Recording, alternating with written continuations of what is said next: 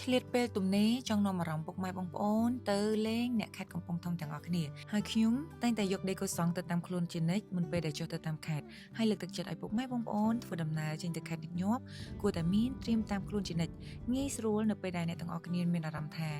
កណ្ដាស់ហៀសំអែវជាក្បាលដេកូសង់ជាជម្រើសដ៏ល្អបំផុតអញ្ចឹងចង់ដឹងថាហេតុអ្វីបានខ្ញុំទៅកំពង់ធំហើយនៅកំពង់ធំនោះគឺជាស្រុកកំណើតអ្នកណាឲ្យប្រកាស Let's go កូនតាញ៉ាចាប់ដៃតិចមកកូន សប្បាយ សួរ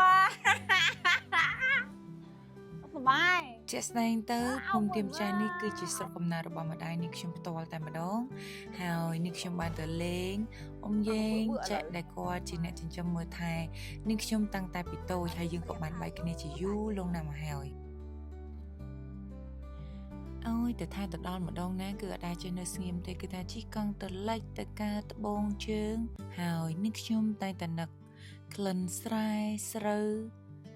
ជាពិសេសបរិយាកាសដែលយើងឃើញមានពូមីងតាយាយបងសណាញ់ចាប់ត្រីស្ទូចត្រីមានអារម្មណ៍ថាស្រស់ស្រាយអារម្មណ៍នៅទីនោះមួយថ្ងៃមានអារម្មណ៍ថាដូច1ម៉ោងអញ្ចឹងព្រោះដោយសារតែពេលវេលាដែលលឿនមែនតើក្តីសុខគឺថាពេញលេងបរិបូរណ៍តែម្ដងហើយធ្វើដំណើរពេញមួយថ្ងៃជិះឡានត្រជាក់ក្តៅ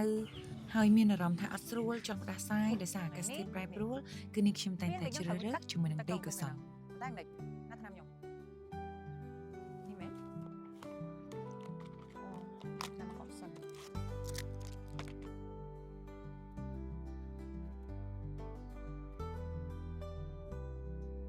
ស្បើជាមួយដេកូសង់ពីអាការៈផ្ដាសាយតាំងពីដំបូង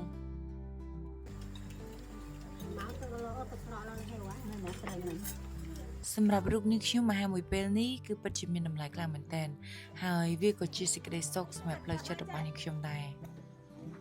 គ្រប់ពេលដែលនេះខ្ញុំមានអារម្មណ៍ថាចង់ក្តៅ